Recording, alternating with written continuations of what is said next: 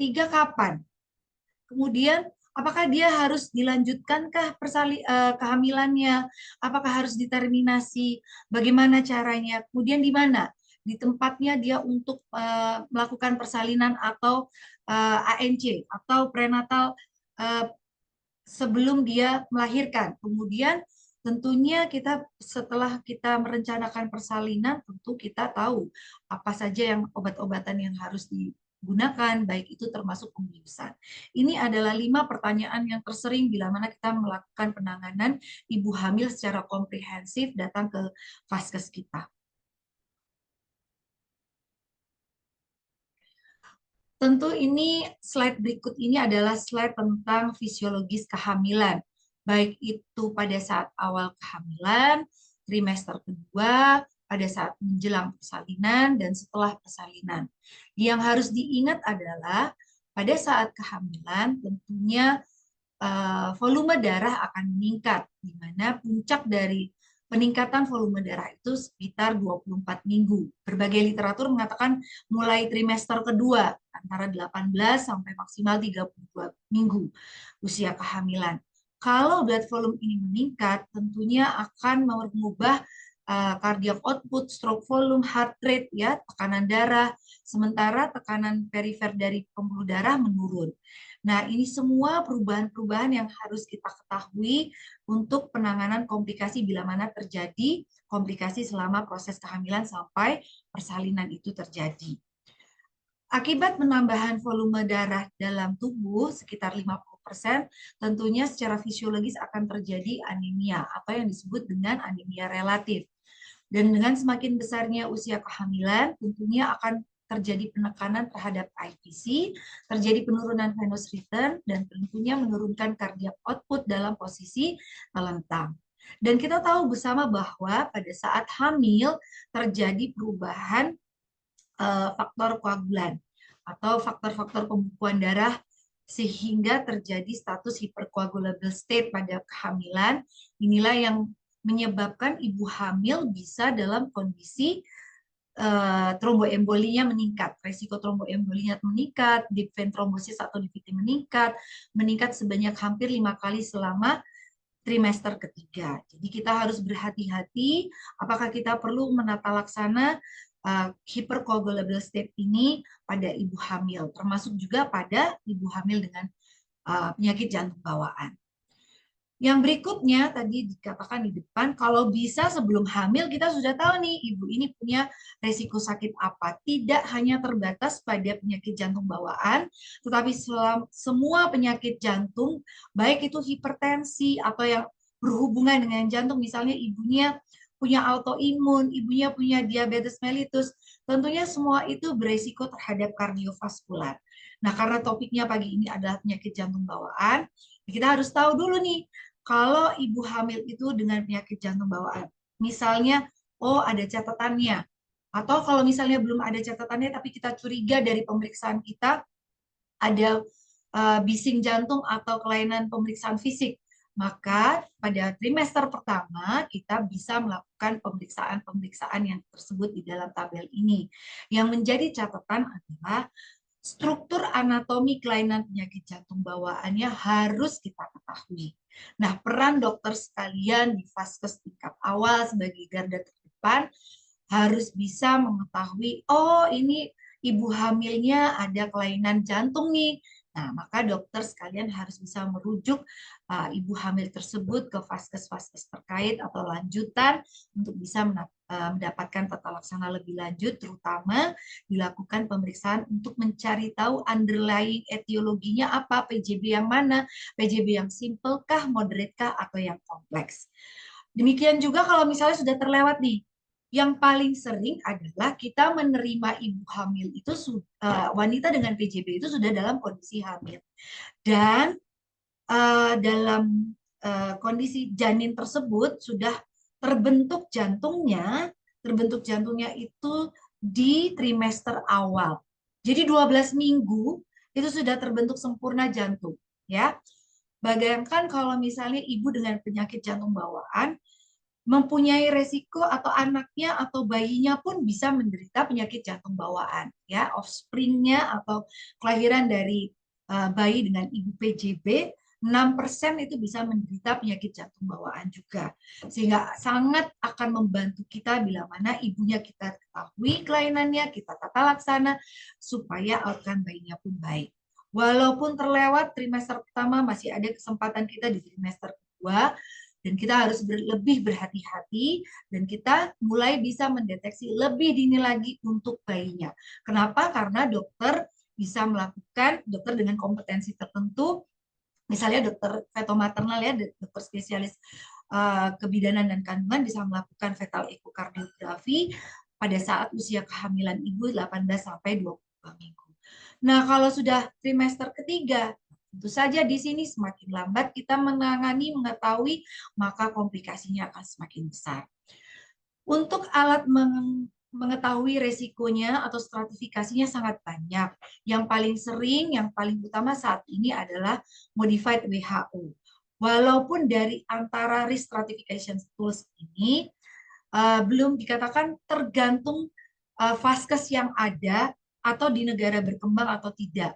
Nah, tapi yang paling kita sering gunakan adalah yang tiga pertama ya, WHO, CARPREC, sekarang ada CARPREC yang kedua, Sahara, dan MOPA. Sebenarnya yang apa sih yang kita mau cari kalau kita tahu ibu ini punya kelainan jantung ataupun sakit jantung bawaan? Kita harus mengerti struktur bangunan jantungnya, fungsi ventrikelnya, katupnya, serta functional class-nya. Sesak teruskah, kaki bengkakkah? Masalahnya ibu hamil normal pun juga sesak dan kaki bengkak. Kenapa? Tadi sudah dikatakan bahwa secara fisiologis volume darah ibu hamil itu akan meningkat di usia kehamilan 24 minggu dan mencapai puncaknya di usia trimester kedua. Apakah ada sianosis atau tidak? Semakin saturasi ibu itu rendah di bawah 85, bahkan ada yang di bawah 80, maka outcome-nya akan semakin jelek, baik untuk ibu maupun bayi. Dan kalau kita berhubungan dengan penyakit jantung bawaan, maka kita akan berhubungan dengan hipertensi paru. Nanti ada di slide berikutnya. Hipertensi paru yang semakin tinggi tekanan pembuluh darah parunya juga akan menimbulkan komplikasi yang lebih berat. Jadi, karena kita konsepnya adalah mendeteksi secara dini, sebaiknya konseling itu dilakukan sebelum ibu hamil. Tapi sudah disebutkan bahwa kadang-kadang sudah terjadi kehamilan. Mau diapakan nih ibu hamil ini? Maka monitoring selama kehamilan dan tentunya kita harus berhati-hati sampai dengan proses persalinan dan bahkan setelah melahirkan. Secara singkatnya, kalau tadi ada MWHO, ada CARPREC, ada Sahara. Ini saya ambil juga ada dari katup karena penyakit jantung bawaan tidak hanya selalu ada lesi pirau atau Shan saja, tetapi juga ada kelainan katup kongenital. Nah, ini stratifikasi ini yang mau menjadi highlight yang saya mau sampaikan. Minta tolong disampaikan bahwa semua ibu hamil, meskipun scoringnya 0, kita bisa melihat bahwa bukan tanpa resiko. Jadi ada resiko 2,5 sampai 5%. Artinya apa? Walaupun di dalamnya anatominya normal, akan tetapi tetap bisa terjadi resiko morbiditas dan mortalitas baik buat ibu maupun janin atau bayi. Dan highlight yang kedua adalah lakukan reevaluasi untuk stratifikasi resiko setiap kali pasien tersebut melakukan ANC. Nah, apa sih kalau kita bisa setelah kita lakukan risk stratification atau stratifikasi resiko itu, kita berhubungan dengan penyakit jantung bawaan, ibu dengan penyakit jantung bawaan. Tentunya ada resiko hipertensi paru. Saya tidak ngomong di luar misalnya hipertensi, diabetes ya. Tentu saja penyakit jantung pada ibu hamil sangat banyak dan kita fokus pada penyakit jantung bawaan. Komplikasinya adalah hipertensi paru. Hipertensi paru itu bisa diukur secara terdiagnosa secara tidak langsung dengan ekokardiografi yang dilakukan oleh dokter spesialis di vaskes tertentu dan harus dilakukan right heart catheterization. Sayangnya kalau kita melakukan kateterisasi tidak boleh pada ibu hamil karena resiko radiasi. Dan mungkin kita perlu memeriksa laboratorium yang lebih lanjut. Nah, tetapi yang harus kita ingat, tidak bisa sendirian. Dokter jantung atau dokter kandungan atau dokter yang ada di rumah sakit tidak bisa menangani ibu hamil. Tidak disarankan menangani ibu hamil sendirian. Dibutuhkan multidisipliner tim. Bahkan dokter spesialis yang lain pun bisa terlibat, spesialis penyakit dalam, dan termasuk juga petugas kesehatan yang lain. Bidan perawat yang khusus yang terlatih untuk menangani ibu hamil dan penyakit jantung, termasuk penyakit jantung bawaan. Kenapa? Karena kita tidak berurusan sama ibu hamil itu pada saat dia hamil, tapi yang pasti pada saat persalinan dan sesudahnya mau diapakan nih, ibu ini kan punya resiko tinggi. Mungkin kita perlu memberikan edukasi bahwa konseling untuk kontrasepsi sebelum terjadi kehamilan selanjutnya, ya. Jadi kembali lagi pre-pregnancy, pregnancy, dan persalinan sampai dengan setelah melahirkan. Ini adalah salah satu bagaimana step by step restratifikasi pada ibu hamil dengan penyakit jantung bawaan. Hampir sama dengan restratifikasi yang sebelumnya, tapi ini lebih ke arah step by step. Kalau kita ketemu dengan ibu hamil dengan penyakit jantung bawaan, apa saja yang kita harus ketahui, riwayat pengobatan sebelumnya, apa ada underlying disease yang lain, bukan berarti kalau ibu hamil dengan PJB saja, bisa jadi dia ada hipertensi, dia mungkin merokok, nah itu semua harus kita assess di awal.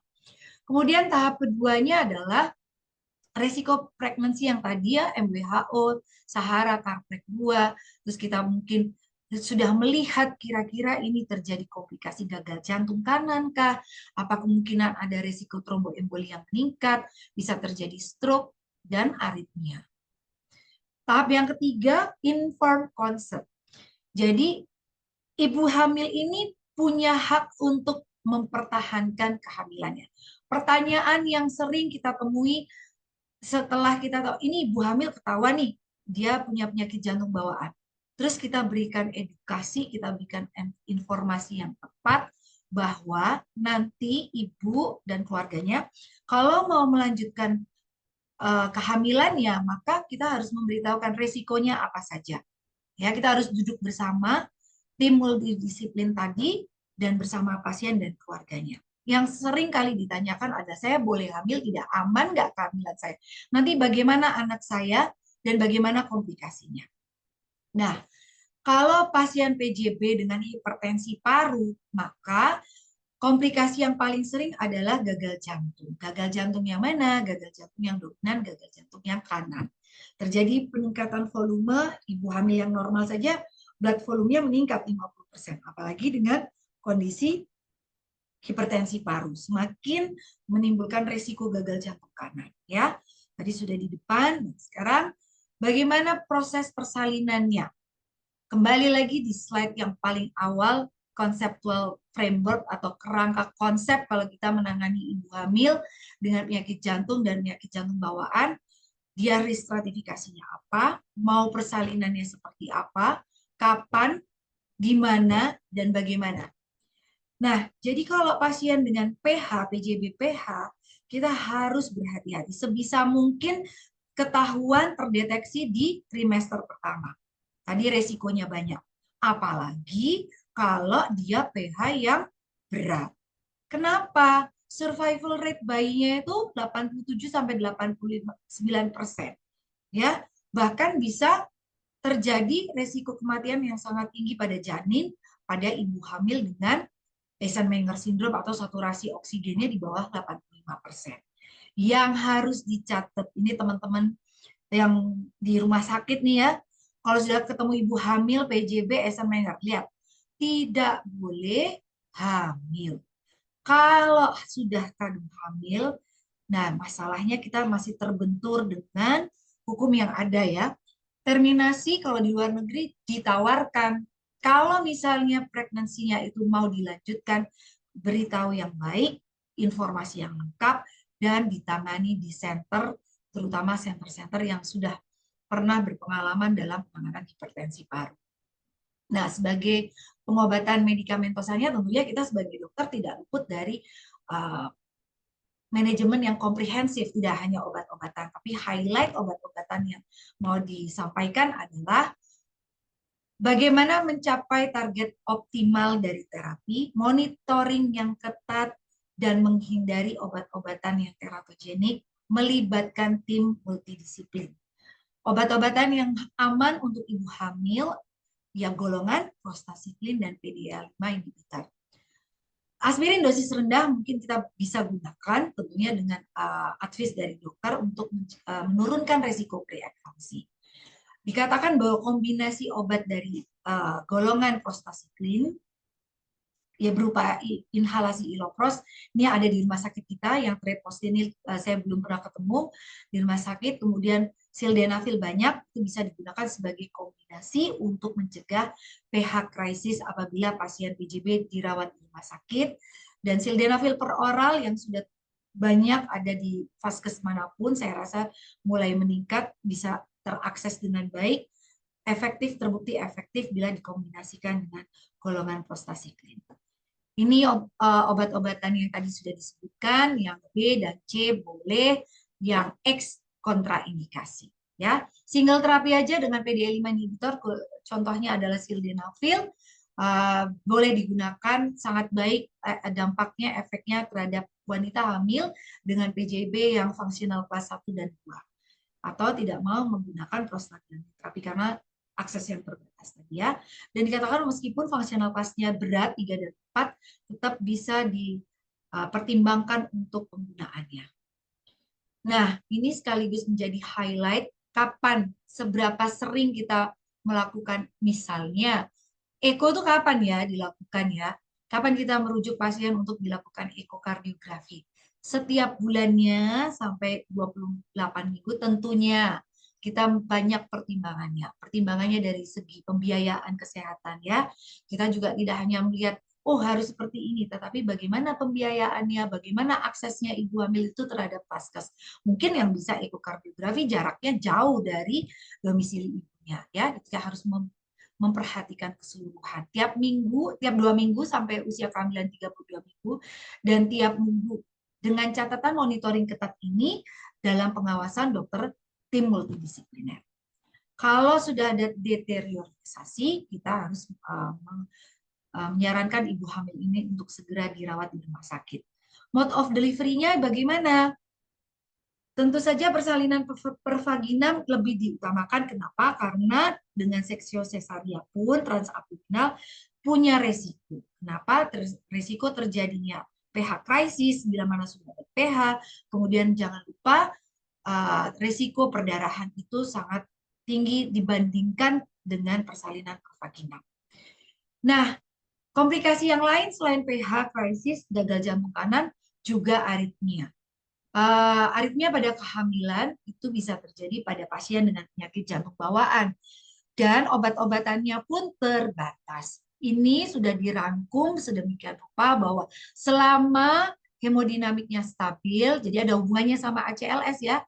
Kalau dia stabil, kita menggunakan obat-obatan. Tetapi kalau dia tidak stabil, tentunya perlu dirawat di rumah sakit, kita perlu tata laksana, kardioversi, bahkan kalau terjadi ventricular tachycardia dengan hemodinamik tidak stabil, kita melakukan defibrilasi. Pasien PJB mana saja sih yang bisa terjadi aritmia? Berikut ini sudah ada presentasi dan nama-nama penyakit jantung bawaan yang potensial terjadi aritmia. Dan ini adalah obat-obatan yang hijau, berarti aman. Lihat, sangat terbatas. Apalagi di Goxin, terapi windownya sangat sempit, harus berhati-hati. Yang paling sering yang mana sih dok, SVT atau VT? Dikatakan sebenarnya aritmia itu kejadiannya sekitar 2-5%. Jadi yang paling sering adalah supraventricular tachycardia atau atrial tachyarrhythmia. Dan kita bisa melihat di sini bahwa yang merah kontraindikasi diberikan pada ibu hamil. Slide saya tinggal sedikit. Nah ini tadi apa sih, siapa saja tim multidisiplin?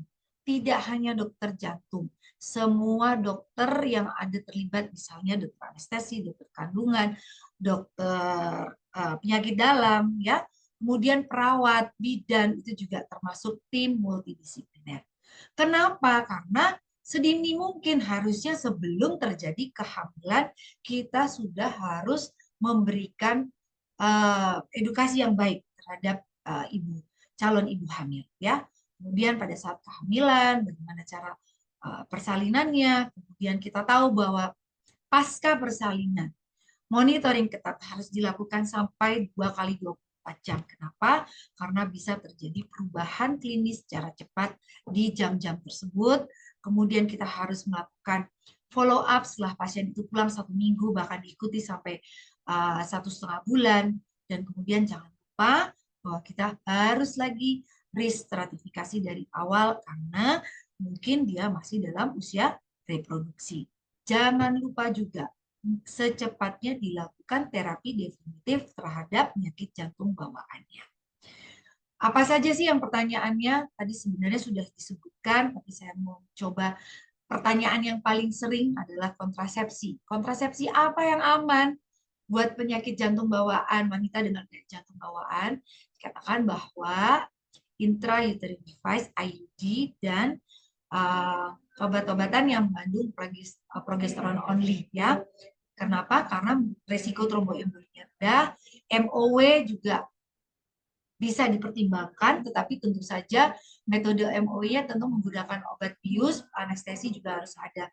Resikonya kita jelaskan, sebisa mungkin sebelum hamil sudah kita beritahu informasi yang lengkap, apa saja yang harus dilakukan. Sebisa mungkin sudah dilakukan koreksi, dan kapan ekokardiografi sudah disebutkan di atas.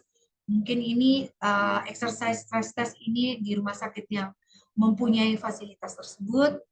Genetic counseling, ya di Indonesia parameter pemeriksaan screening genetik itu sangat terbatas. Kenapa? Penyakit jantung bawaan tidak hanya sendirian, kadang-kadang dia melibatkan kelainan genetik yang lain, ya multiple genetic defect, ya tidak hanya jantung bawaan.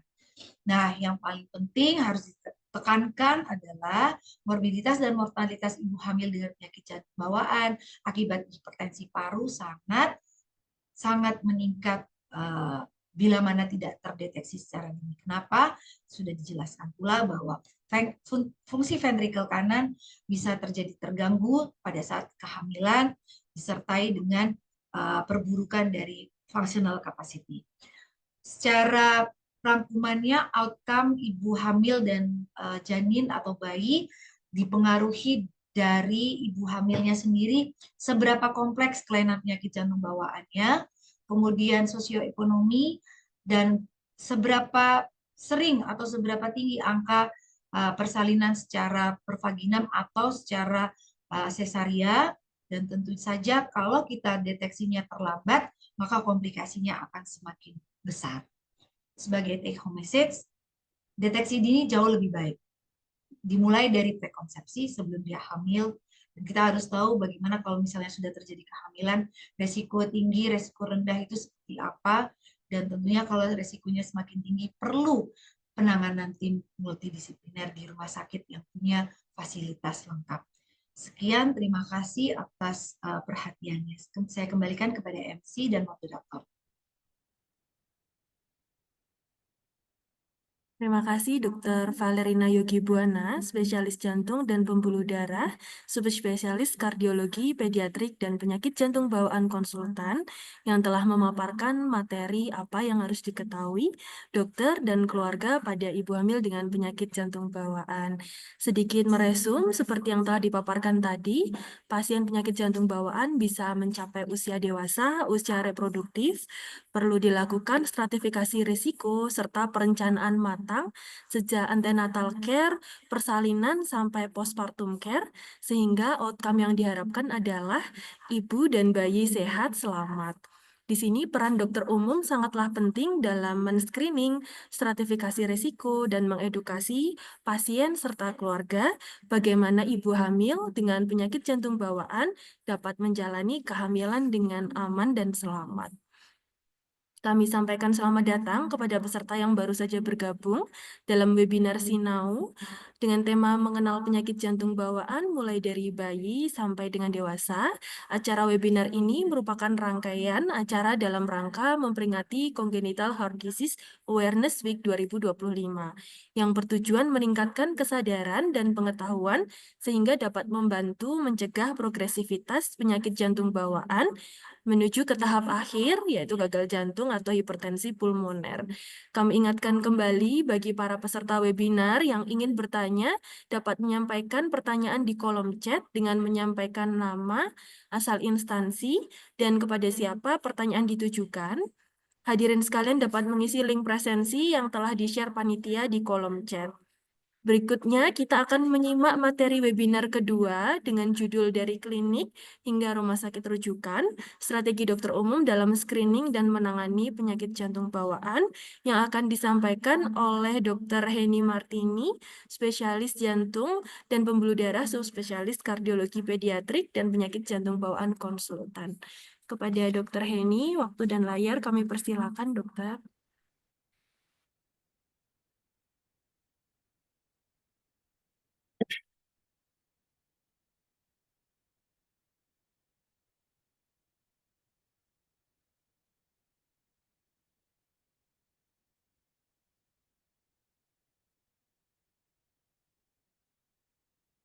Hmm,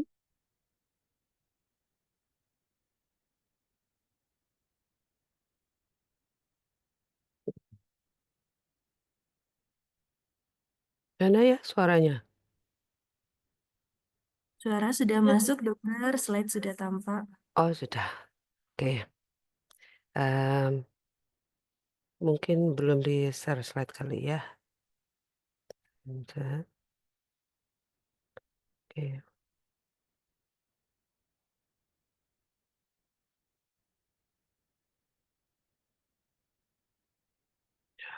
Apakah slide-nya sudah jelas? Yang pun Sudah tampak ya? jelas, Oke. dokter. Oke, baik. Assalamualaikum warahmatullahi wabarakatuh. Selamat menjelang siang pada peserta webinar kali ini. Eh, tentunya saya akan sampaikan terima kasih lebih dahulu kepada IDIA karena yang ikut akhirnya acara kita siang ini bisa terselenggara dengan baik. Langsung saja ke materi. Apakah suara saya terdengar dengan jelas ya? Terdengar, dokter. Oke, baik. Eh, kita mulai langsung dari klinik hingga RS rujukan. Bagaimana strategi dokter umum dalam screening dan menangani PJB atau penyakit jantung bawaan. Jadi sebenarnya ini topik yang tadi Dokter Valerina sudah sampaikan mengenai ibu hamil. Tentunya pasien-pasien tersebut sebelum hamil pasti mengalami masa bayi dan anak kecil. Sampai beranjak dewasa dan akhirnya menghadapi kehamilan. Dan tentunya pada pasien-pasien dengan kehamilan dan PJB tadi, kalau bisa sih sebenarnya kita ketahui dari awal, kemudian kita melakukan proses rujukan sehingga tidak sampai dalam kondisi hamil dengan PJB yang belum teratasi. Nah, tentunya kali ini mungkin kita lebih mungkin lebih nyantai sedikit karena memang beberapa itu terkait dengan pemeriksaan-pemeriksaan dasar sehingga kita bisa mengenali lebih dini atau lebih awal. Tentunya kita ketahui bahwa penyakit jantung bawaan ini merupakan penyakit penyakit kongenital yang paling banyak sebenarnya ya. Di penyakit kongenital kita tahu dari kepala sampai kaki bisa kongenital dan penyakit jantung itu merupakan penyakit kongenital yang paling banyak. Tentunya ini ditandai dengan gangguan struktur atau fungsi yang ditemukan yang terjadi sejak dalam janin atau pembentukan jantung bayi, tetapi sangat disayangkan kadang-kadang itu bisa kita temukan bahkan di usia yang dewasa atau sangat dewasa, bahkan kadang-kadang sudah menjelang usia kita bilang nenek-nenek atau usia lanjut, itu baru ditemukan dengan bergejala dan terjadi komplikasi. Sudah disampaikan bahwa penyakit jantung kongenital itu berkisar sekitar 9 dari 1.000 kelahiran, di mana tentunya ada seperempat dari kelainan itu ternyata memiliki terjadi atau penyakit jantung kritis atau kritikal. Jadi yang penyakit dari jantung bawaan terjadi tersebut ternyata seperempat itu kritis dan itu membutuhkan penanganan di tahun-tahun pertama kehidupan. Jadi sehingga banyak disampaikan, ternyata angka kematiannya masih tinggi dan kalaupun dia bertahan dewasa berarti yang tidak termasuk kritikal dan mendapatkan komplikasi dari penyakit jantung tersebut. Tentunya penyakit jantung dibedakan antara penyakit jantung yang sianotik atau yang asianotik tergantung dari oksigenasi darah yang mengalir. Kemudian juga dibedakan dengan jumlah aliran darah yang menuju ke paru bisa meningkat, normal atau menurun. Kemudian ada juga penyakit jantung bawaan berdasarkan kelainan di katup yang bersifat bisa obstruktif atau lainnya. Nah, di sini dibedakan asianotik dengan sianotik. Tentunya yang asianotik itu bisa berupa L2R-SAN dan yang obstructive lesion tanpa SAN. Nah, yang sianotik itu bisa berupa right to left SAN, kemudian ada parallel circulation dan ada common mixing. Nanti kita lihat apa itu berbagai kelainannya. Nah, tentunya yang sianotik ini juga bisa berasal dari asianotik yang berakhir menjadi suatu esa Menger jadi berupa right to left sun. Bagaimana cara kita mendiagnosis dari secara global? Itu tentunya dari pertama kita ketemu asianotik, ada yang memiliki septal defect dengan left to right sun, tapi ada juga yang valvular disease, yang outflow tract obstruction, dari ada obstruksi di saluran keluar dari dari jantung tanpa sun. Tentunya yang left to right ini akan menunjukkan suatu aliran darah ke paru yang meningkat yang ditandai dengan gejala berikut, ada kesulitan makan minum, kemudian ada penyakit paru yang infeksi yang berulang, kemudian gagal tumbuh kembang, sesak nafas, kemudian ada gagal jantung kongestif.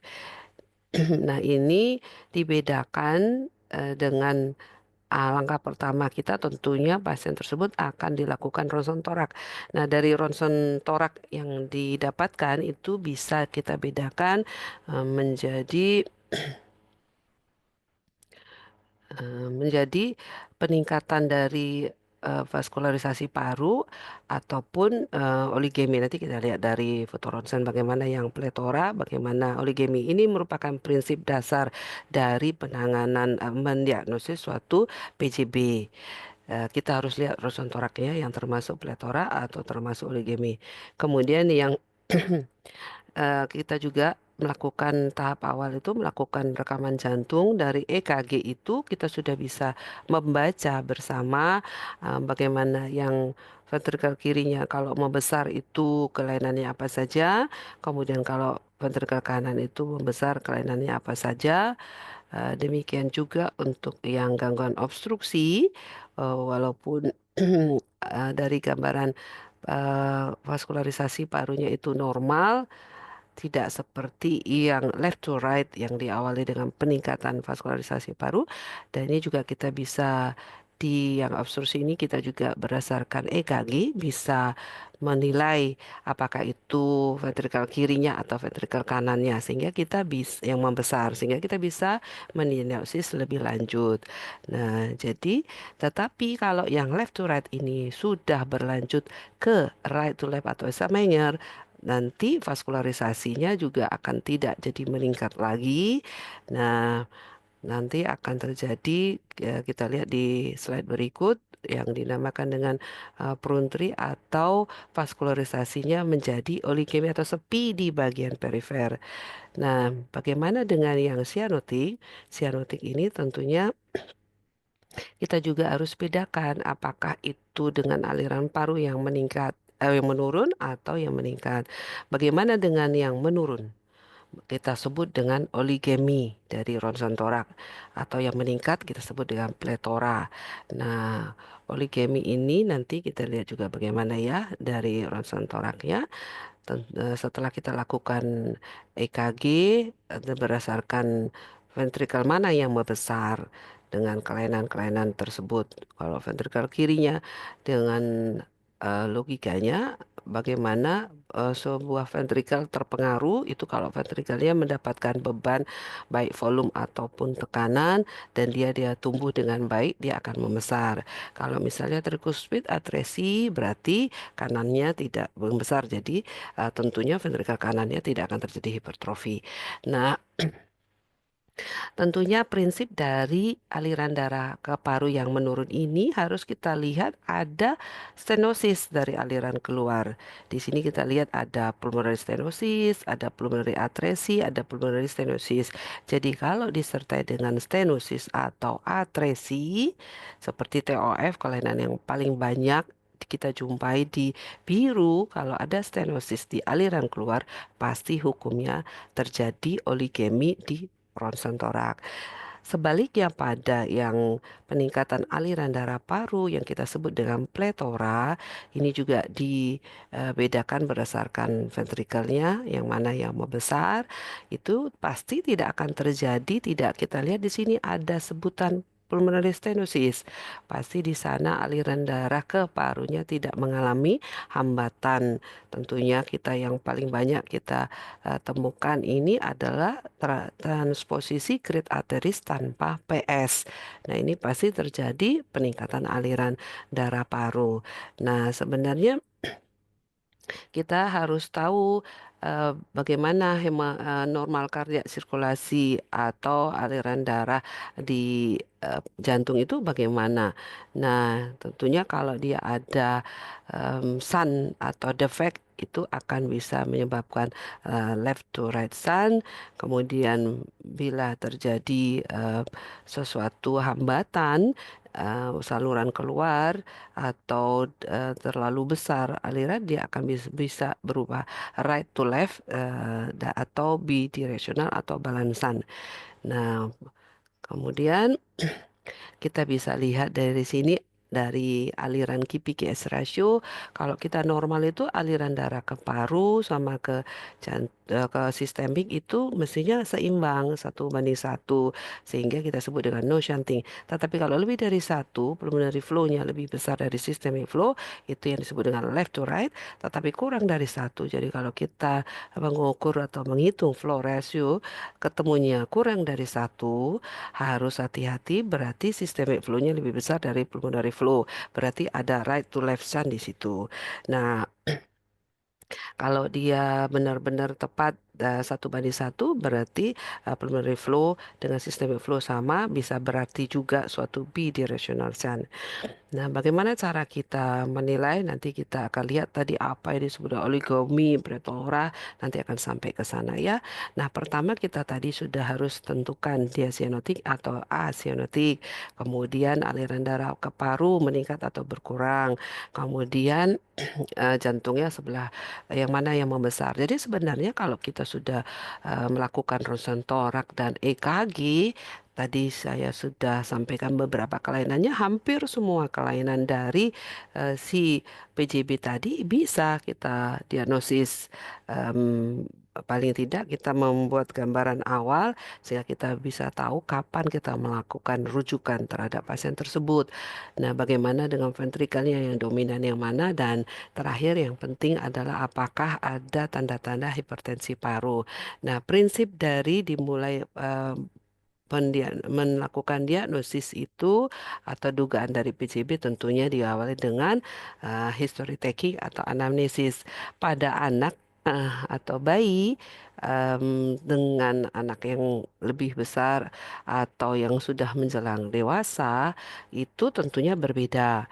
Nah, kalau pada bayi atau anak kecil itu tentunya kita lebih nggak mungkin kita tanya kamu mengalami sesak nafas nggak kalau lagi berjalan, tidak ya, karena orangnya tidak jalan. Jadi ditanyakan mengenai historinya bagaimana, kemudian riwayat perinatal history ya, ibunya juga bagaimana, kemudian kesulitan dari eh, menyusu terutama ya, kemudian tumbuh kembangnya. Selain dari gejala tentunya ada sianosis, gagal jantung, pembengkakan dan sebagainya. Tiga yang paling sering kita tanyakan harus ada tanda-tanda FD atau feeding difficulty, kemudian ada RRTI, recurrent respiratory tract infection, kemudian ada FTT, failure to thrive. Jadi dengan cara itu kita bisa menyaring dan lebih awal adanya kelainan jantung bawaan di selain komplikasi yang sudah terjadi. Kemudian pada anak yang lebih besar tentunya kita bisa menanyakan tentang aktivitas level dari aktivitasnya, kemudian gejala sesaknya, dan tentunya ikutan dari gagal tumbuh kembang oleh karena adanya kesulitan makan minum dari bayi. Yang lebih dewasa tentunya kita bisa menanyakan sesak tingkatannya seperti apa, terutama pada gagal jantung, kemudian ada aritmia, gagal jantung, akan sinkop atau presinkop dan gejala lainnya. Nah, pada pemeriksaan fisik kita harus periksa dari kepala sampai ke ujung kaki ya. Kita lihat dia sianosis atau tidak. Nah, hati-hati kalau melihat sianosis. Nah, sianosis itu di mana? Apakah di bibir bagian luar? Nah, bibirnya kalau gelap tidak kelihatan sianotik. Kalau di kuku-kuku bagaimana? Kuku kalau dia kedinginan, kita kalau berenang terlalu lama bisa menjadi kebiruan. Kita melihatnya biru tidak itu ada di mukosa, julurkan lidahnya atau mukosa gingiva ya. Jadi di situ baru kelihatan biru atau tidak bisa ditutupi. Kadang-kadang orang pakai kuteks juga nggak bisa di jari ya, pakai cat warna kuku, kemudian juga pakai pewarna bibir kita nggak bisa lihat. Nah tentunya semua kita lakukan pemeriksaan dari adakah kelainan abnormalitas yang terkait dengan jantung tersebut. Nah, yang paling penting sebenarnya auskultasi. Ya, auskultasi ini kita harus tahu letak dari katup aorta, pulmonal, trikuspid, dan mitral. Tentunya kita semua kebanyakan pasti sudah tahu cara eh, melakukan auskultasi seperti ini, dan kita harus tahu terutama dengan heart sound. Heart soundnya itu bisa kita taunya kan kalau inspirasi S2-nya split itu yang normal. Nah, kalau kita dengarnya tidak pernah split, kita suruh tarik nafas inspirasi nggak pernah split, berarti dia kemungkinan tidak ada splitnya, apalagi dia absen salah satu kayaknya tunggal. Nah, itu kita kita harus waspadai, berarti ada salah satu yang atresi gitu. Nah, terutama juga contoh yang lainnya ada yang P2-nya mengeras. Nah, P2-nya mengeras itu tentunya ke arah tanda-tanda pH. Nah, suara jantung ini yang saya sampaikan tadi kadang-kadang dia tunggal, bisa saja karena kita tahu aorta itu di belakang. Nah, pulmonal itu di depan. Jadi pasti suara S2 itu terdengar split. Tapi kalau sudah tidak ada, P2-nya juga sudah nggak ada, cuma aorta aja. Nah, kita bisa waspada ini. Berarti P2-nya bisa stenosis atau atresi. Nah, kalau yang memurmur itu akibat dari turbulensi aliran darah. Kita harus tahu bahwa aliran darah yang meningkat, kemudian normal itu yang meningkat oleh karena dia ini ya bisa karena left to right sun ada something di situ bisa menambah aliran darah yang seharusnya, kemudian diketambahan lagi dari left to right, kemudian normal ini bisa juga karena stenosis valve. Kemudian ada gangguan dari backward atau regurgitan, dan tentunya karena yang sudah saya sampaikan ada komunikasi atau shunt antara kiri dan kanan sehingga menambah aliran darah yang membuat turbulensi. Nah, kini di sini beberapa contoh sistolik murmur yang tentunya kita bisa pahami kenapa dia tadi turbulensi dari AS, PS, kemudian ada defek di situ VSD, kemudian ada aliran yang berbalik MRTR. Kemudian yang diastolik itu apa saja sesuai dengan fase dari si turbulensi tadi. Terjadinya kapan? Kalau terjadi pada diastol contohnya seperti ini. Nah, tentunya yang paling mudah kita dengar tentunya ada continuous murmur yang terjadi pada PDA. Nah, kalau kita sudah lakukan pemeriksaan fisik, sudah mengarah ke arah mana, nah coba hati-hati ya kalau Shan ini itu kalau lubangnya terlalu besar, misalnya sebagai contoh, misalnya ada defek yang membuat balance VSD-nya sangat besar, VSD-nya pada TOF itu besar, jangan diharap kita bisa mendengar bising di letaknya VSD di ECS 34 untuk TOF. Di mana letak bisingnya? Karena itu besar, balansan, kita tidak mendapatkan turbulensi lagi karena sudah alirannya sudah kanan kiri bidirect dan balansan itu jadi sudah seimbang. Dia tidak menimbulkan turbulensi lagi. Di mana dia turbulensinya? Di katup yang stenosis karena kita tahu misalnya TOF itu ada pulmonary stenosis. Nah, di situ dia kita dapatkan di ICS 2 parasternal line sinistra early systolic murmur. Itu biasanya kita dapatkan di TOF ya. Jadi kita harus memahami anatomi dari kelainan tersebut dan fisiologinya bagaimana sehingga kita bisa memahami murmurnya yang terjadi. Nah, tentunya kita asumsi apa perkiraan awal tadi kita bisa lakukan pemeriksaan lanjutan berupa ronsen torak.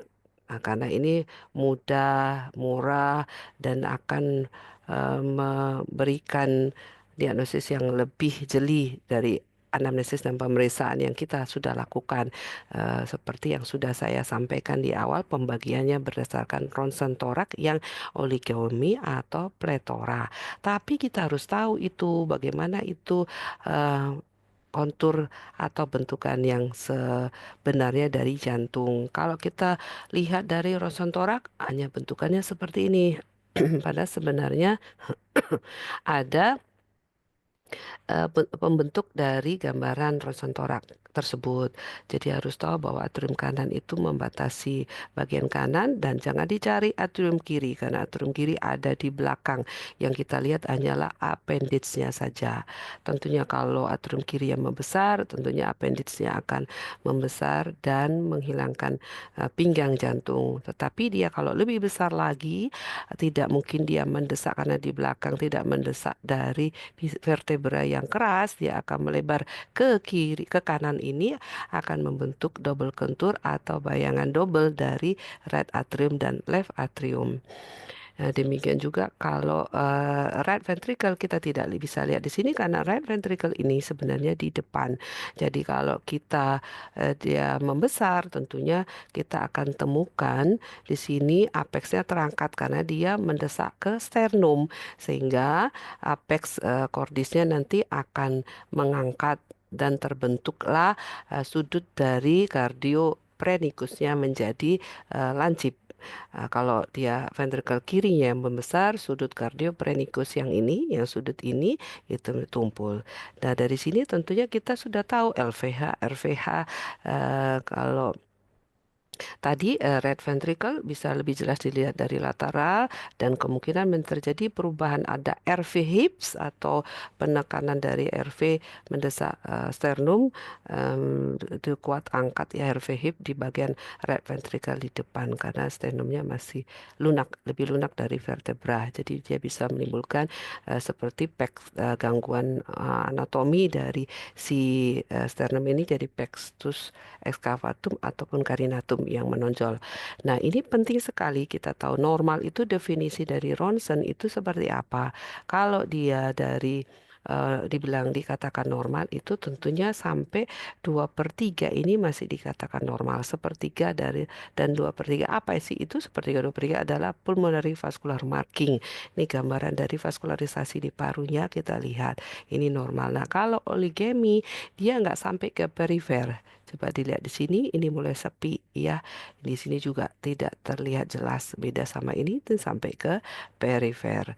Nah, kalau dia melebihi dari 2/3 sampai ke tepi di sini dan tampak nyata, ini yang kita namakan dengan pletora. Dan kalau kita menemukan bentukan yang beraneka ragam dari fotoronsen tersebut terhadap bentuknya, shape atau kontur dari jantung, nah kita bisa menduga kelainan jantung apa yang terjadi pada saat itu. Kita lihat nanti satu-satu, mungkin yang paling sering saja ya. Nah, nah ini seperti misalnya ini TAF, kita lihat ini sepi dan kita lihat nanti gambarannya masing-masing dari konturnya jantung.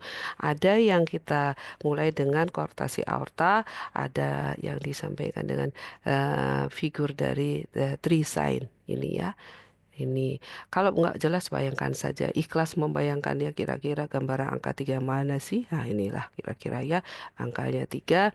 Kemudian ada rib notching dari kostanya. Nah kemudian ada yang TAPPD suprakardia. Ini gambarannya ya anggap saja ini gambarannya kepala, ini bagiannya badan ya. Dari snowman sign dari angka snowman atau angka 8. Ya, nggak persis seperti snowman, tapi pasti paling tidak ini tidak normal dan sini membesar sehingga bentukan gambaran kira-kira seperti ini. Kemudian ada yang PAPVR atau partial anomaly, itu ada gambarannya seperti scimitar sign. Kemudian ada yang ini juga termasuk yang sering terjadi pada congenital di setelah TOF. Hmm, ini ada gambaran seperti egg on a string sign ya, egg gambaran seperti bulat begini. Kemudian, nah ini yang termasuk sering. Jadi kita harus tahu gambarannya seperti ini sepatu boot ya.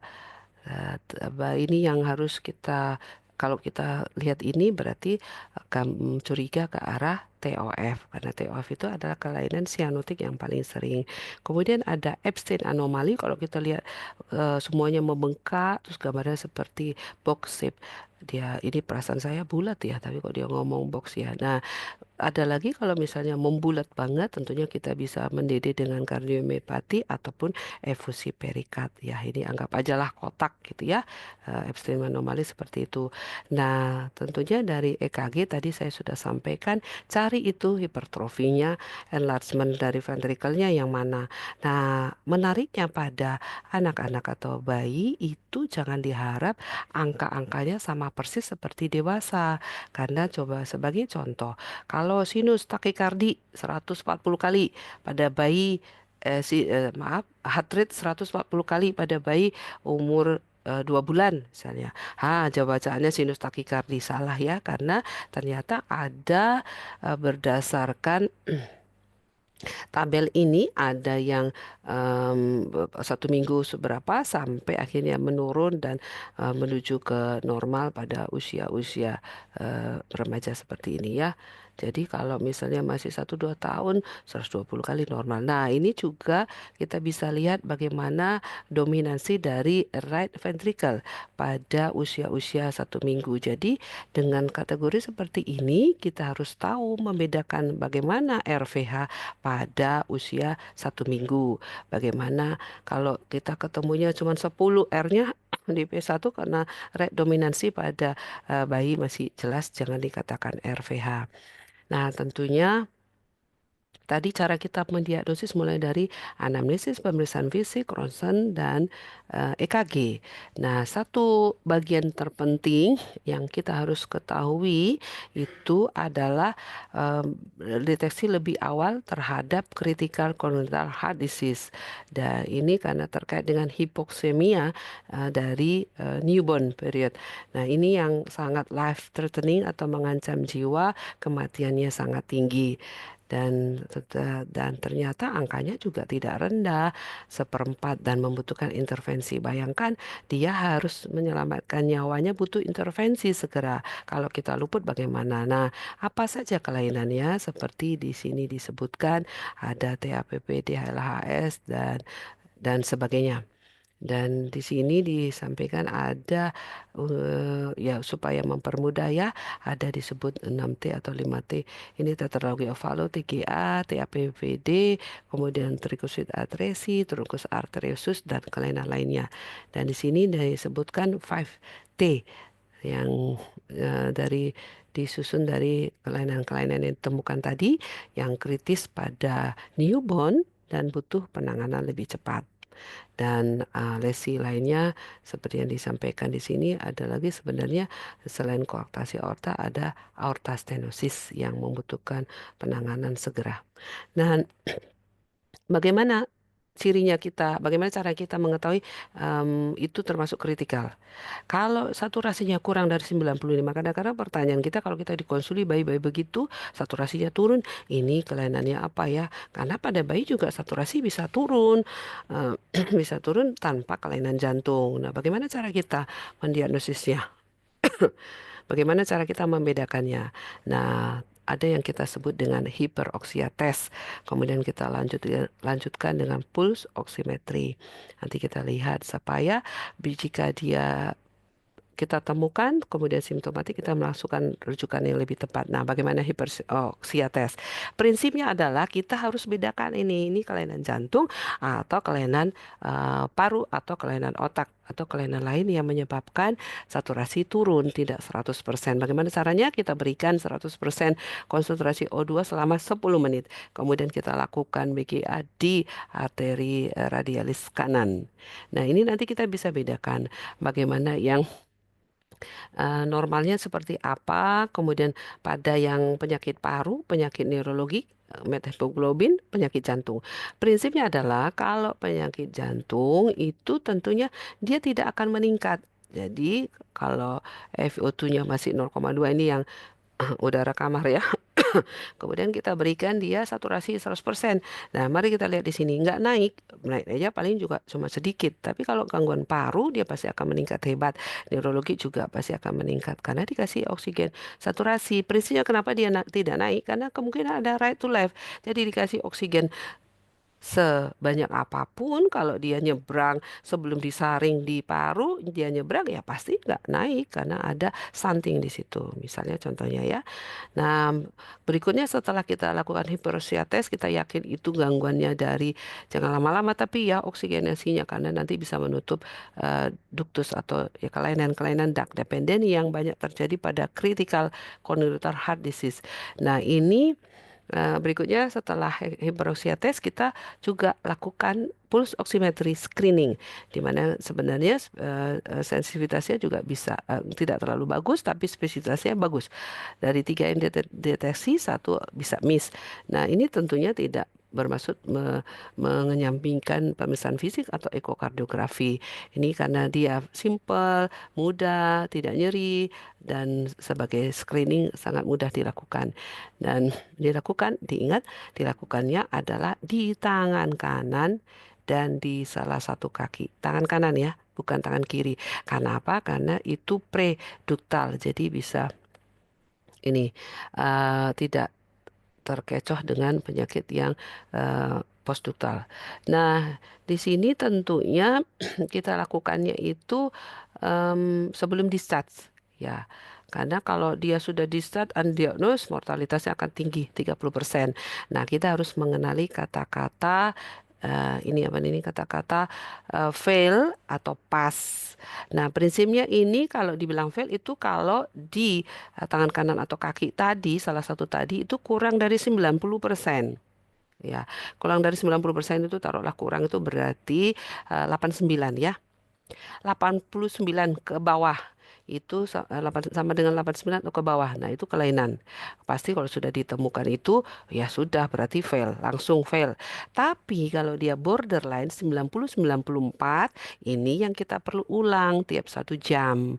Kalau dia sama dengan 95, jadi normalnya itu 95. Jadi antara 90-94 itu kita katakan borderline. Nah, borderline itu kita lihat lagi lebih lanjut untuk memastikan. Tambahan pemeriksaannya adalah apakah perbedaan antara tangan kanan tadi dan kaki itu lebih dari 3%. Diulang setiap 1 jam. Nah, kalau misalnya dia nanti tetap ini kurang dari terjadi setelah 1 jam kurang dari 90 berarti fail juga ya. Kemudian dia tetap antara 90-94, kalau lebih dari 3% bedanya diulang juga 1 jam lagi. Diulangnya sampai 2 kali ya, 1 kali, 2 kali. sampai nanti ditentukan itu positive screen atau fail.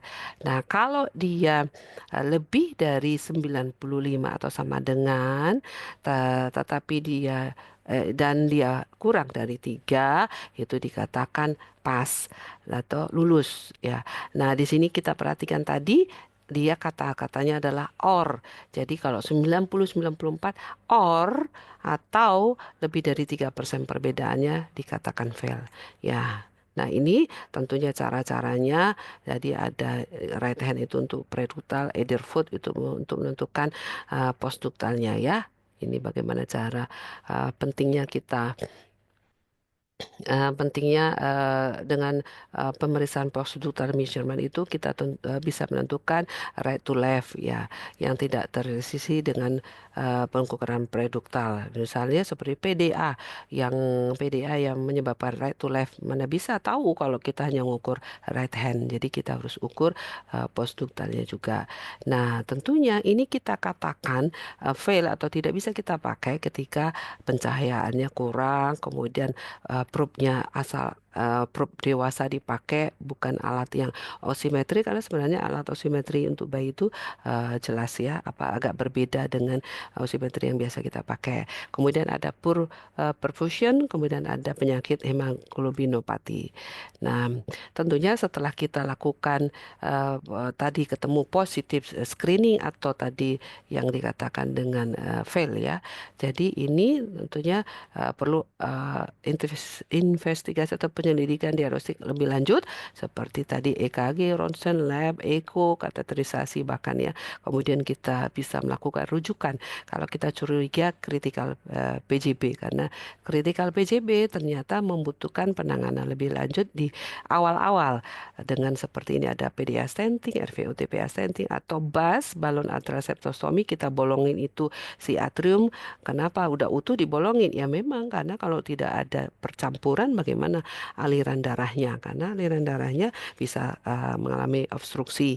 Kemudian ada aortic valvuloplasty pada aorta stenosis yang kritikal dari awal. Kemudian ada pulmonary valvuloplasty atau valvulotomi.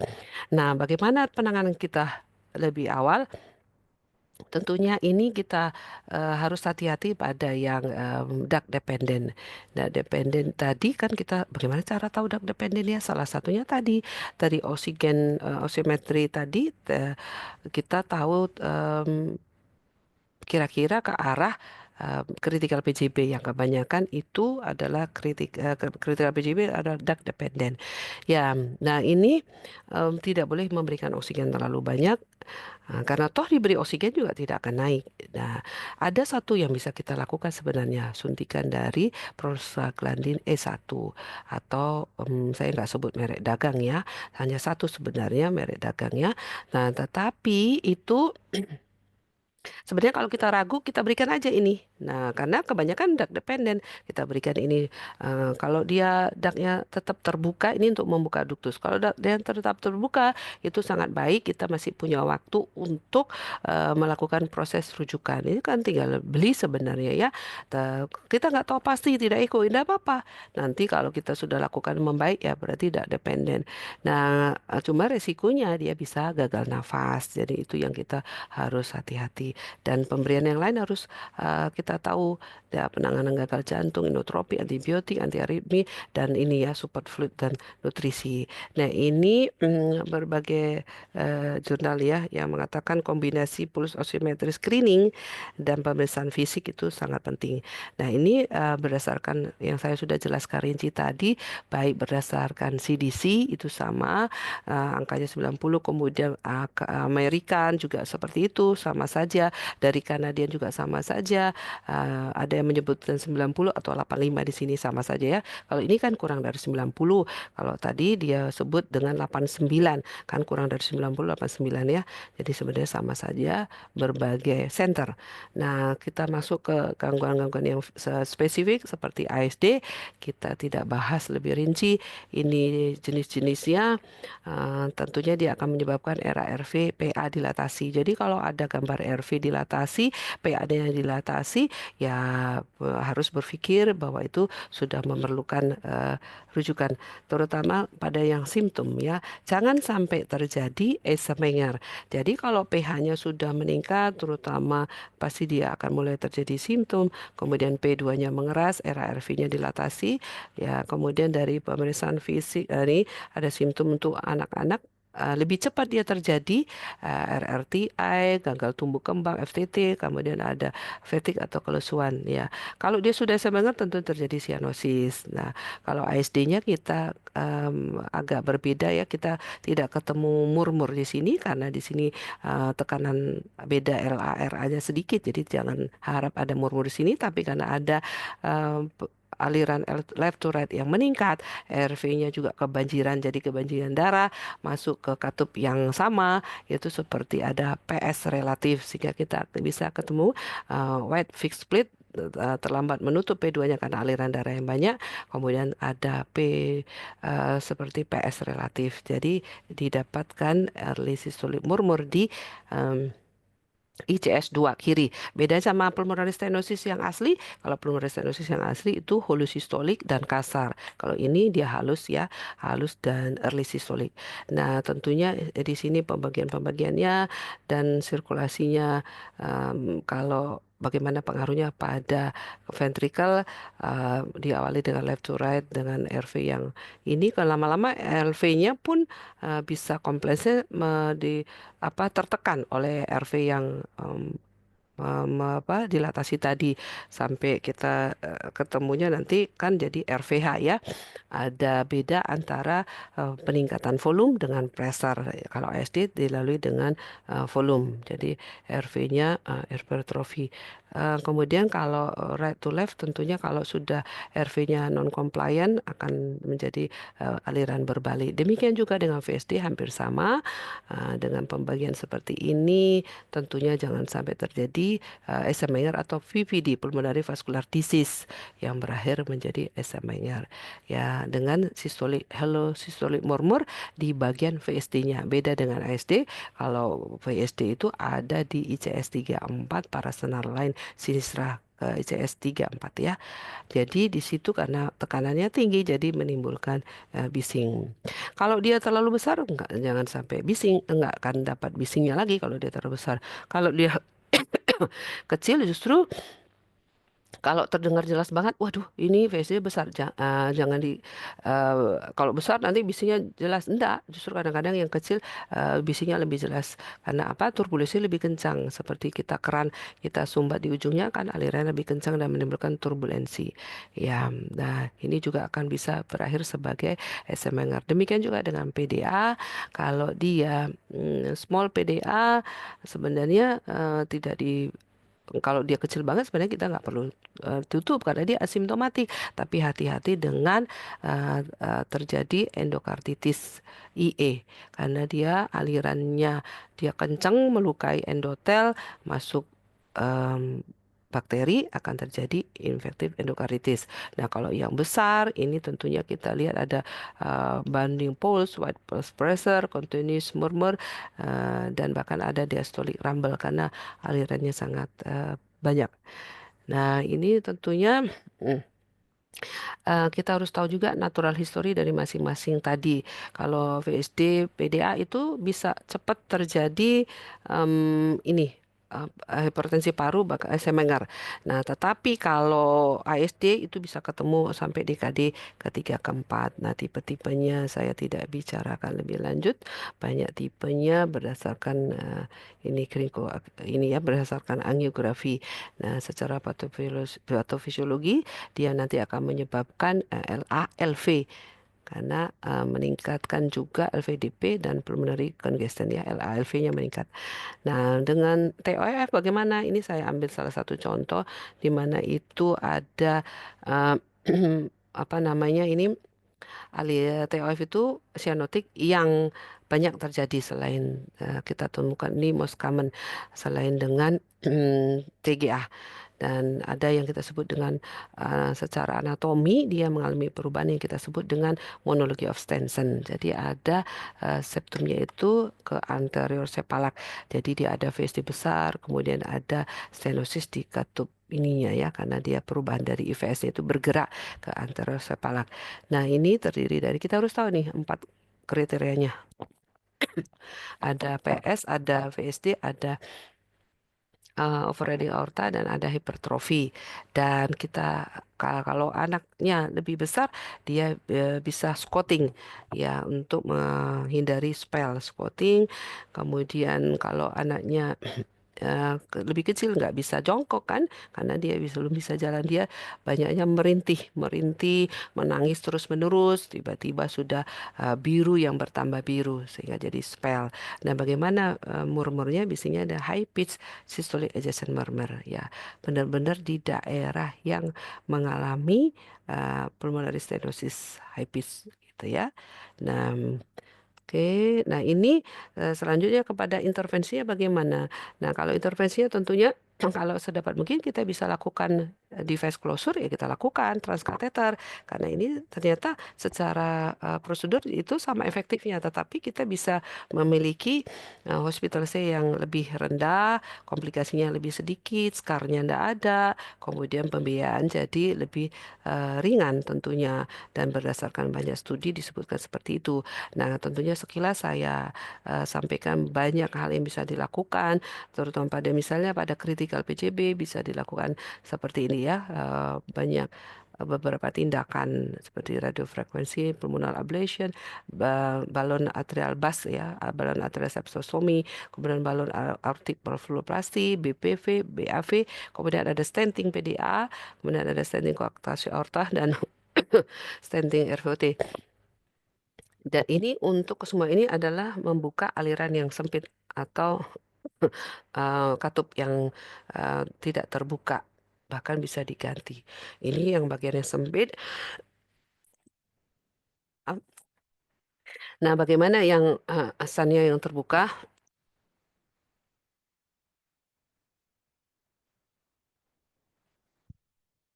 Dan ini berbagai device bisa dilakukan dengan ASD closure, VSD closure, PDA closure, dan device closure untuk yang fistula lainnya atau yang bagian yang terbuka. Nah, teknik-teknik tersebut bisa dengan konvensional atau memakai fluoroskopi. Belakangan ini kita bisa melakukan dengan tanpa fluoroskopi pada tindakan tertentu dengan memakai zero fluoroskopi. Tentunya juga kita upayakan untuk mengurangi kontras atau zero kontras, karena kita tahu kontras dan fluoroskopi itu sebenarnya memiliki efek samping dan tidak baik, terutama pada yang sudah disampaikan tadi oleh Dr. Valerina, berbagai kelainan pada ibu hamil kan nggak boleh pakai fluoroskopi. Nah, itu bisa kita lakukan dengan zero fluoroskopi. Dan tentunya sebelum terjadi kematian, kita harus tahu komplikasinya. Ya, komplikasi dari sianotik yang baik akut maupun kronis sehingga menyebabkan kematian, demikian juga dengan gagal jantung, hipertensi paru, aritmia, sehingga kita harus melakukan rujukan segera mungkin. Sebagai konklusi, tentunya penanganan lebih awal, stabilisasi dan transportasi yang aman itu tentunya diperlukan pada bayi atau anak yang PJB, apalagi yang kritikal PJB. Dan dengan bagaimana tadi kita lakukan dengan pemeriksaan fisik, ronsen, EKG, dan jangan lupa tadi hiperoksites dan oximeter test. Jadi eh, kita dengan cara itu kita bisa melakukan ini ya, screening lebih awal ya. Dan tentunya setelah kita lakukan rujukan tadi, kita bisa lakukan tata laksana lebih awal dan menyelamatkan bayi bahkan di minggu-minggu pertama dari kelahirannya. Demikian yang bisa saya sampaikan. Terima kasih. Wassalamualaikum warahmatullahi wabarakatuh. Waalaikumsalam warahmatullahi wabarakatuh. Terima kasih Dr. Heni Martini, spesialis jantung dan pembuluh darah, subspesialis kardiologi pediatrik dan penyakit jantung bawaan konsultan, telah memaparkan materi dengan sangat baik. Kemudian Dari resum materi Dokter Heni, sedikit menyimpulkan sejauh ini sudah ada gambaran ya Dokter sejawat terkait klasifikasi dari penyakit jantung bawaan, cyanotik maupun asianotik. Pada pasien baru lahir atau anak-anak jangan lewatkan anamnesis, pemeriksaan fisik untuk screening PJB pada anak, dan dilakukan pulse oximetry test pada keempat ekstremitas. Berikutnya, kita akan masuk ke sesi diskusi, nggih dokter. Sudah ada beberapa pertanyaan yang masuk di kolom chat. Izin membacakan. Yang pertama dari Dokter Nadia. Izin bertanya kepada Dokter Valerina, bagaimana cara mendeteksi potensi komplikasi pada ibu hamil dengan penyakit jantung bawaan dan apa tanda-tanda yang harus diwaspadai oleh dokter serta keluarga? Terima kasih, dokter. Ya, terima kasih. Izin dok, saya jawab duluan ya dok ya. Kayaknya dokter ini pertanyaannya lebih banyak, jadi saya duluan ya dok. Jadi ini pertanyaan yang baik sekali teman-teman dokter di Vaskes tingkat 1 atau dokter di UGD di rumah sakit manapun. Mungkin bertanya-tanya, loh kalau gitu sama aja dong orang hamil dengan orang sakit jantung sama-sama kaki bengkak dan sesak nafas. Ya, betul. Jadi kalau misalnya ibu hamil normal pun, tadi sudah disebutkan bahwa usia kehamilan trimester kedua, volume darahnya meningkat, pasti tentunya akan menimbulkan keluhan sesak nafas dan kaki bengkak. Oleh karena itu, bagaimana caranya membedakan pasien ini dengan tanda-tanda yang perburukan akibat sakit jantungnya? Sama saja dengan kita bertanya, apakah sakit jantungnya menjadi lebih berat karena kehamilan atau kehamilannya yang menimbulkan perburukan ke jantungnya. Semuanya sama. Saya rasa kalau kita bertemu dengan pasien yang sesak nafas yang memberat di trimester kedua ketiga, artinya functional capacity-nya tadi kita tahu bahwa orang dengan hamil ada yang namanya functional class atau functional capacity. Kalau tadi bisa jalan naik tangga, satu tangga dari lantai 1 ke lantai 2 tidak ada perburukan, ya tentunya kalau di trimester kedua mulai ada perburukan, itu kita harus bisa mengira-ngira kira-kira ini sepertinya ada perburukan functional class. Jadi keluhan. Yang pertama simptom, gejala, keluhan dan gejala. Keluhan simptomatik terdapat perburukan ya. Mulai dari nyeri dada, sesak nafas, kaki bengkak, kemudian yang tadinya mungkin tidak ada rasa berdebar menjadi berdebar, ada perburukan klinis dari keluhan. Yang kedua dari pemeriksaan fisik. Itulah mengapa kalau pasien hamil dengan kelainan sakit jantung, tidak hanya penyakit jantung bawaan, saya rasa juga dengan kelainan sakit apapun harusnya melakukan ANC minimal 3 kali. Di trimester pertama, kedua, dan trimester ketiga 2 kali ya. ANC 4 kali ya, seingat saya.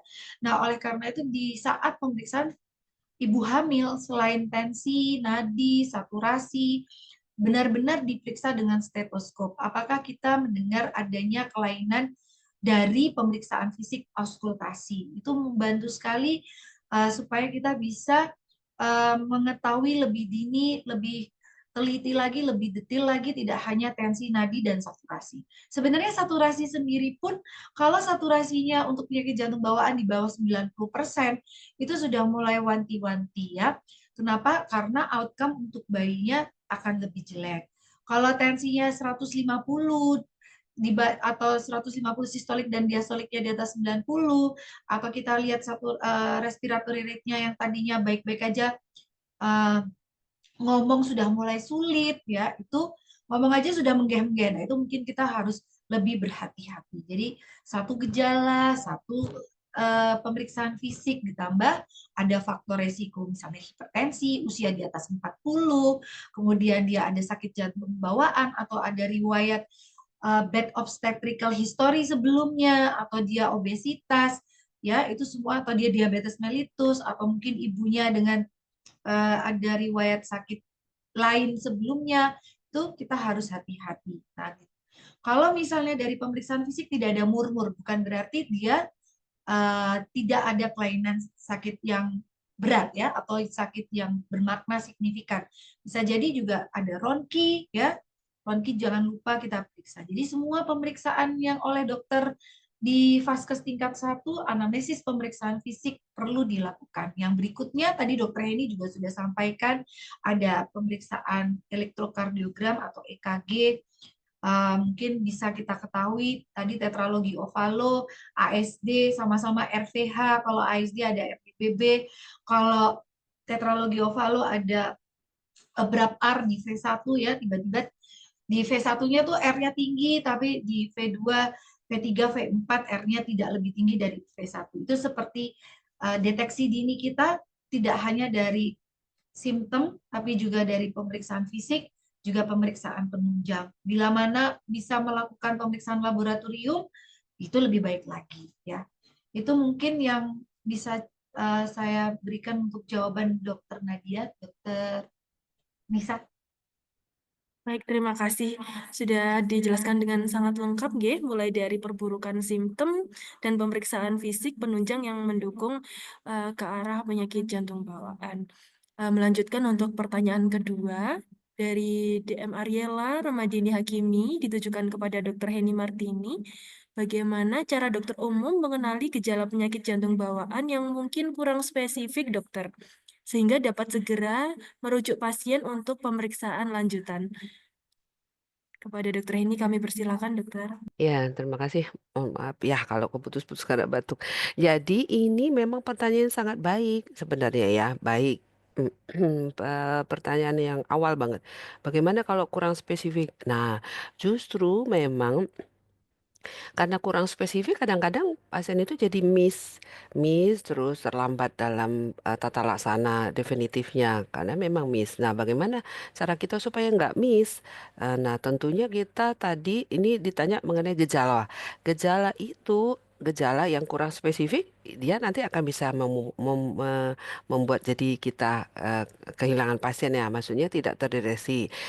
Tetapi pada umumnya gejala yang dimunculkan itu seperti saya sudah sampaikan itu ada gejala yang awal dari bayi atau anak ada feeding difficulty, RRTA recurrent respiratory tract infection, kemudian ada failure to thrive atau FTT. Nah, itu sudah cukup sebenarnya mengenai gejala penyakit jantung bawaan yang dari awal.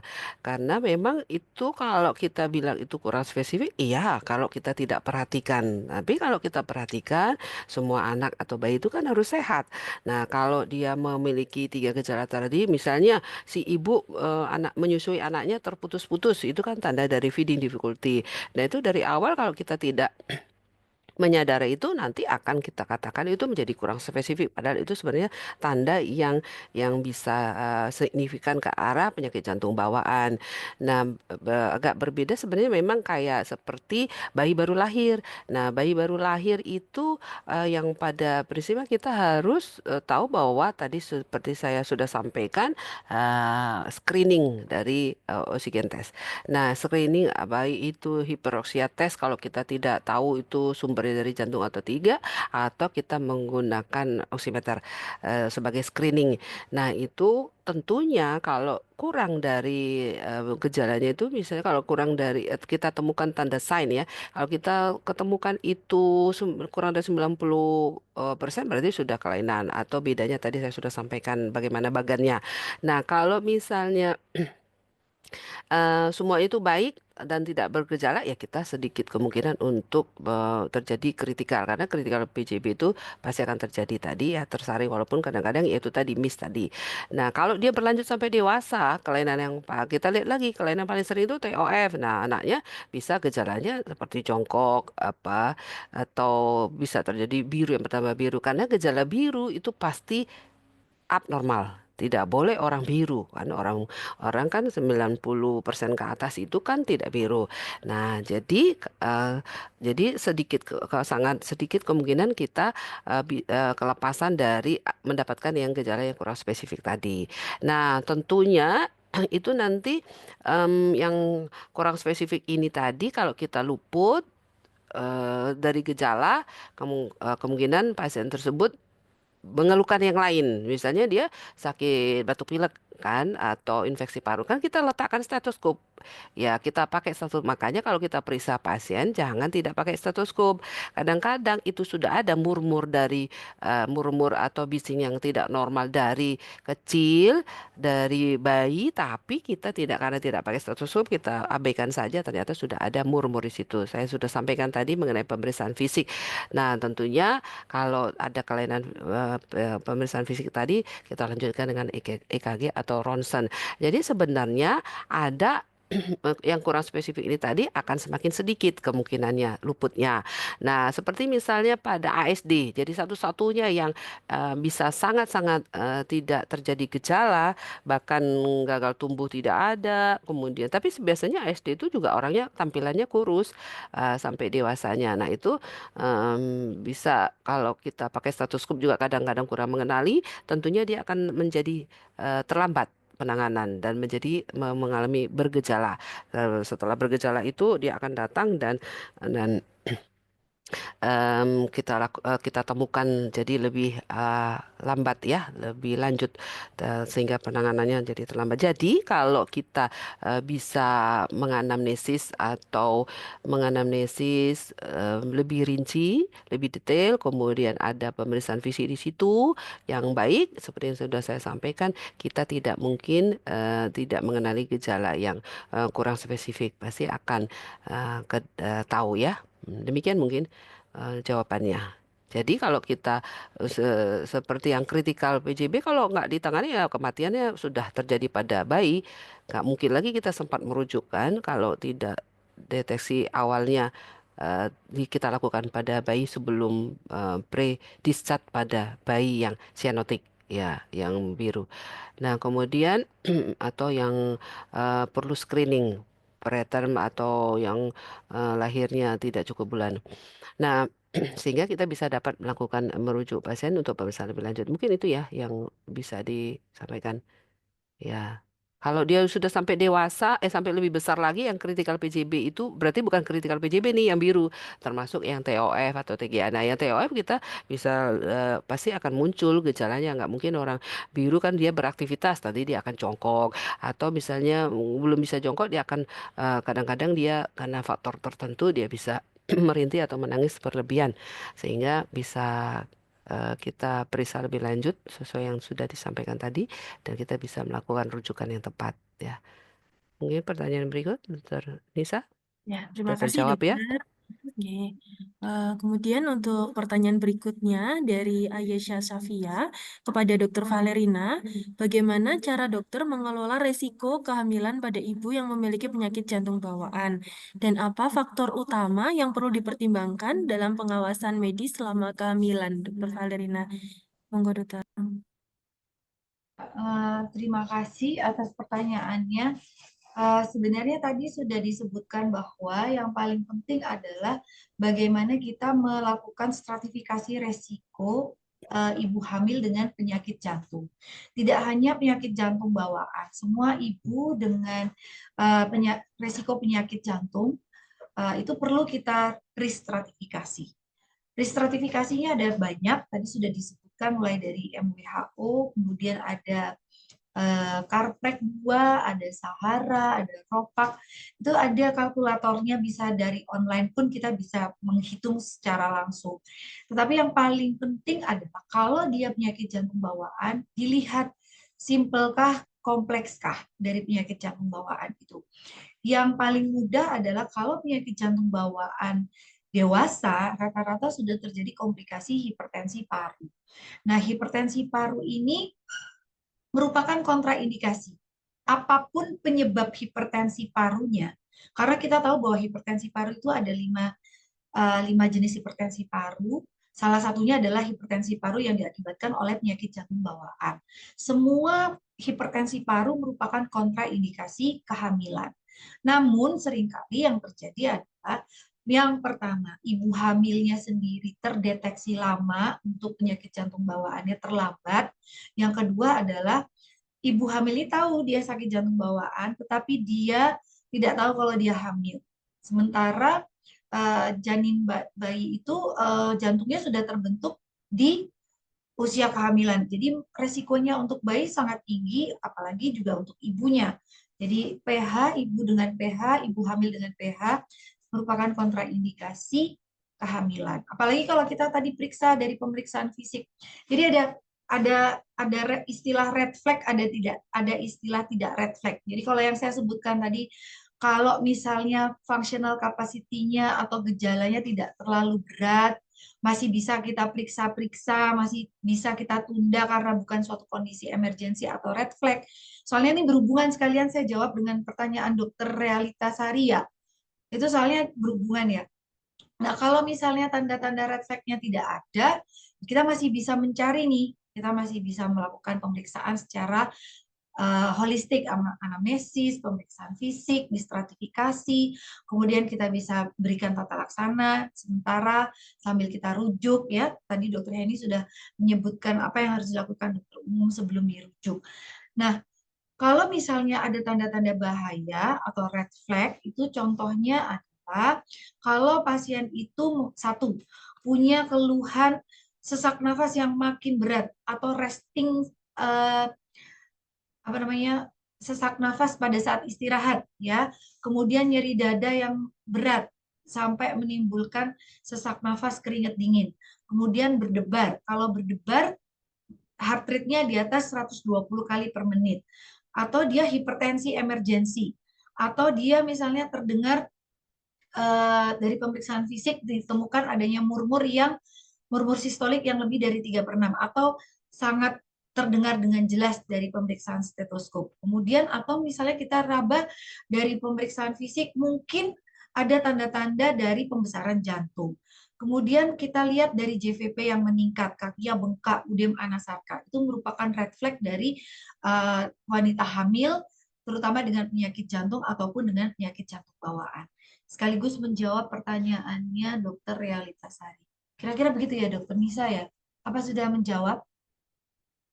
Iya dokter, Nah, sangat ini yang lengkap. kasus ASD ini apa ini? Belum ya?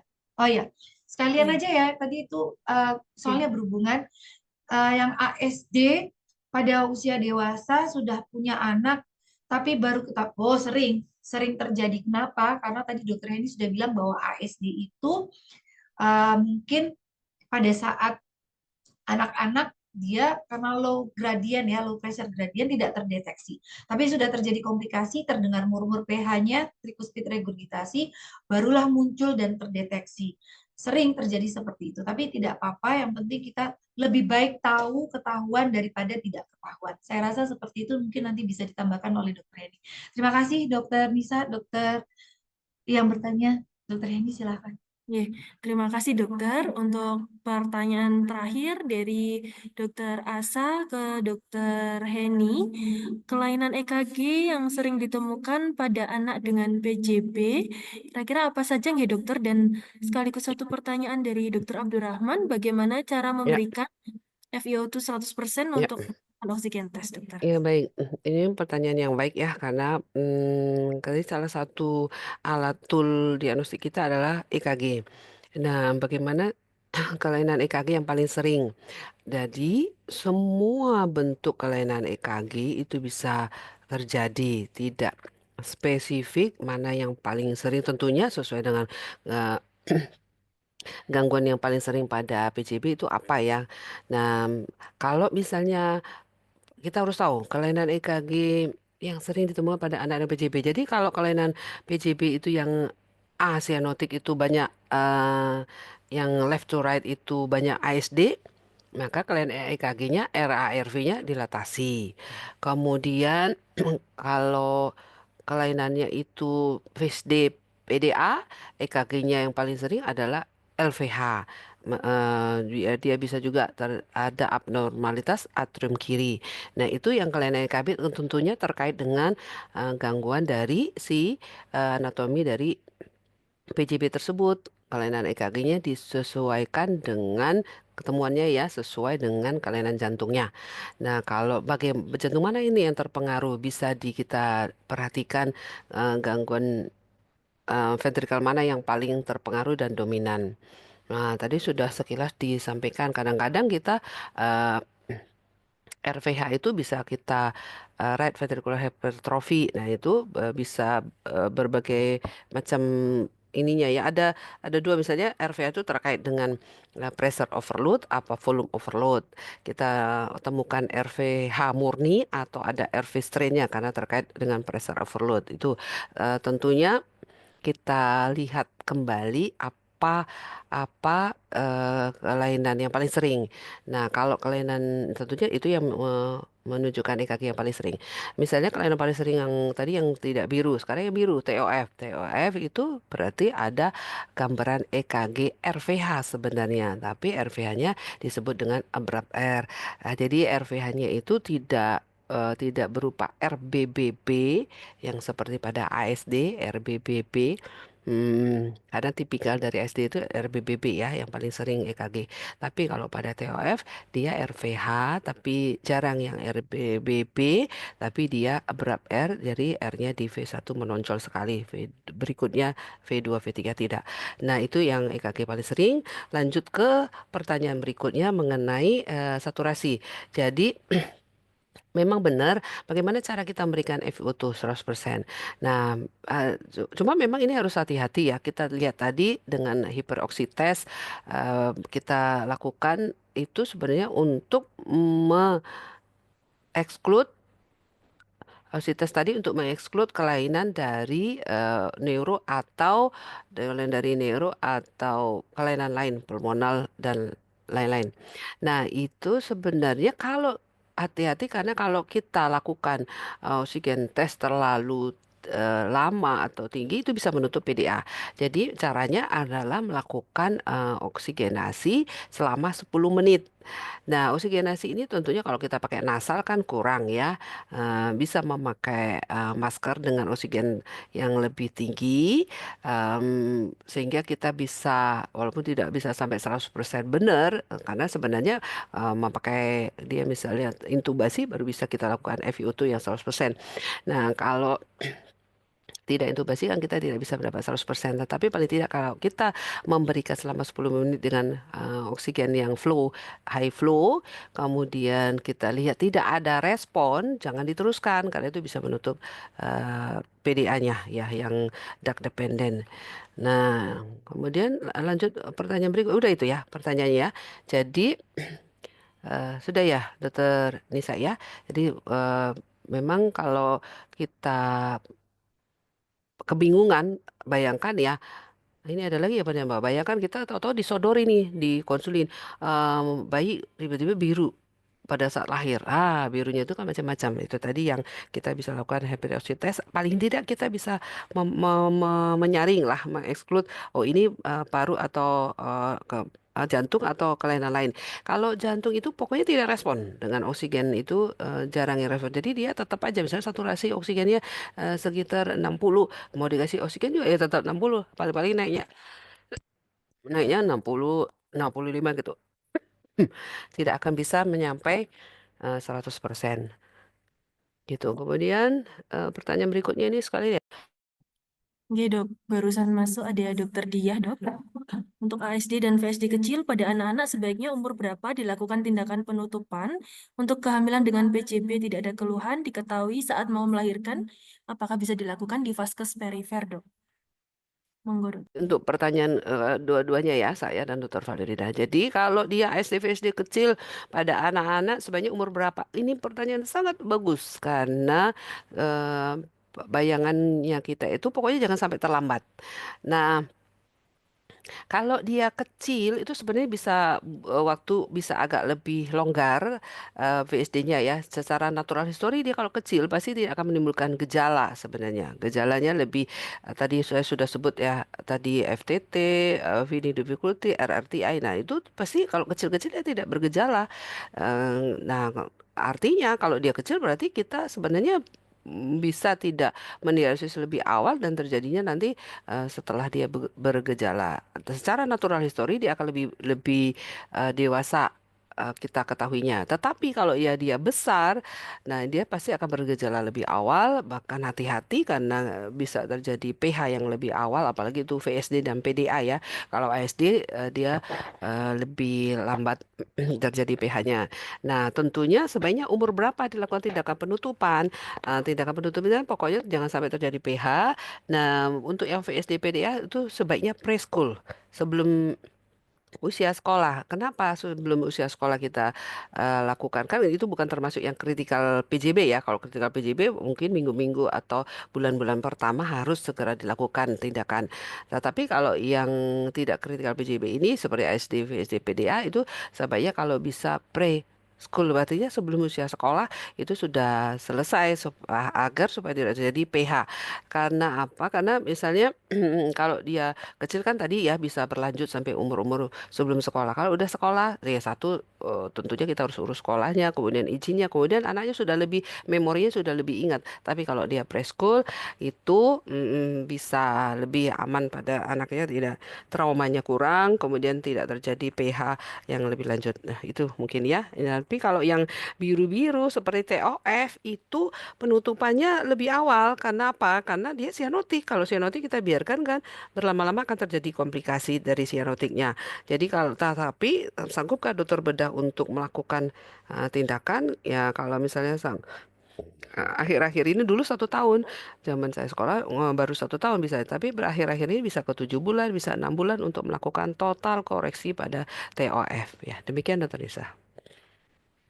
Terima kasih Dokter Heni dan Dokter Valerina atas diskusi yang semarak ini tadi. Izin terkait waktu yang telah di penghujung acara untuk menutup sesi diskusi. Sebelum menutup acara kita ada sesi foto bersama, Gi Dokter. Untuk masing-masing peserta dapat bergabung untuk open kamera supaya kita bisa foto bersama, Gi Dokter.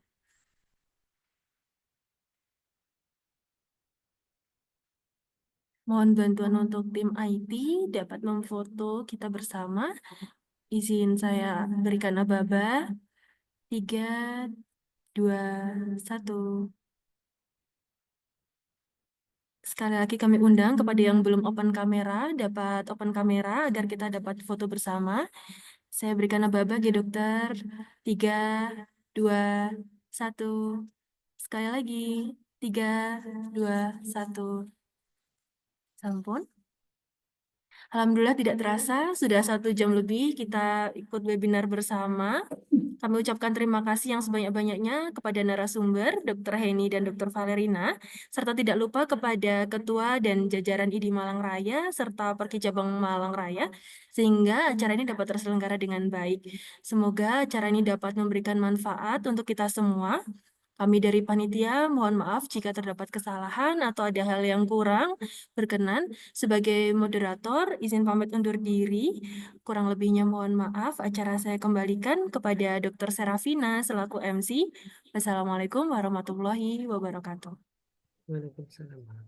Baik, terima kasih kepada Dr. Nisa, terima kasih kepada narasumber Dr. Heni dan Dr. Valerina atas diskusinya yang sangat bermanfaat, dan terima kasih juga kepada seluruh peserta yang telah hadir dari awal hingga akhir acara ini. Mohon maaf jika ada kesalahan selama webinar ini. Mohon izin webinar ini saya tutup. Semoga hari ini menjadi hari yang bermanfaat bagi kita semuanya. Dan sampai jumpa pada webinar Sinau seri selanjutnya. Terima kasih, Dokter. Terima kasih, selamat siang. Terima kasih Dokter Selamat Heni. siang. Dokter Singgih, Mohon, Dokter Dokter. Heri, terima kasih. Dokter Serafina, terima kasih. Terima kasih, Dokter.